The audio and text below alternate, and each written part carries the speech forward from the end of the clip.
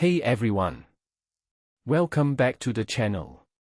Today, we are diving into a topic that's close to many of our hearts, the student loan crisis. Specifically, we are talking about the staggering amount of debt former students are facing, even for courses they never finished. It's a real eye-opener, and I think it's time we take a closer look at what's going on and why it matters. So, buckle up, because this is going to be an interesting ride. Music in. First things first, let's talk about the numbers. According to the latest data, 191,500 people are still repaying student loans for courses they never completed. That's a lot of people, and the total amount owed is a staggering £5.9 billion. But here's the kicker. This figure is expected to grow as interest on these loans continues to accrue. Now, let's break down why this is such a big deal. For starters, the average debt for first-year dropouts from 2020 to 21 is around £30,000, and it's only getting higher.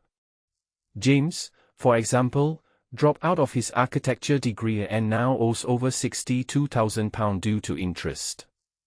This isn't just about the financial burden, it's about the emotional toll.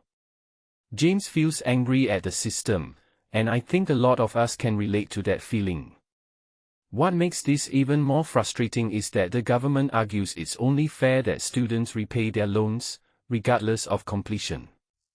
But here's the thing, many students feel they were misled about the terms of their loans. Take Penelope, for instance. She dropped out of her biomedical science degree due to mental health struggles and still owes around £30,000. Despite her significant repayments, the interest keeps the debt ticking over. Now, let's talk about the root of the problem. Many students, like James and Penelope, felt they had no real choice when it came to their university paths.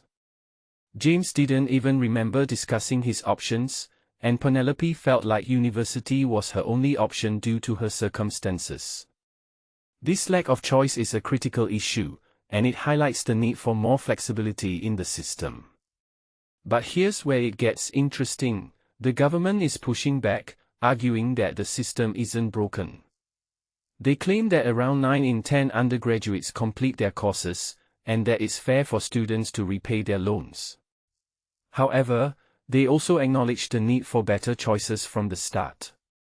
This leads us to a crucial point, the need for more technical education routes.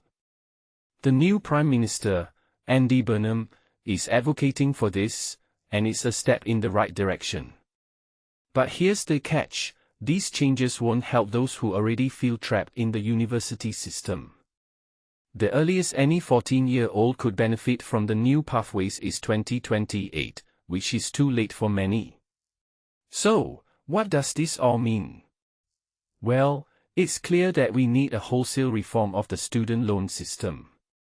The current setup is placing an unsustainable burden on graduates, and it's time for a deeper look into how loans are sold to prospective students. The Treasury's comparison of loan repayments to phone contracts is a prime example of mis-selling.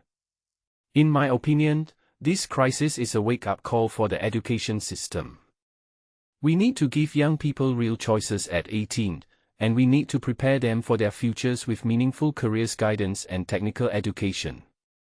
The status quo isn't working, and it's time for a change. So, what do you think? Are we doing enough to support students and prevent this kind of debt crisis? Let me know your thoughts in the comments, and don't forget to like and subscribe for more insightful content. Thanks for watching, and I'll see you next time.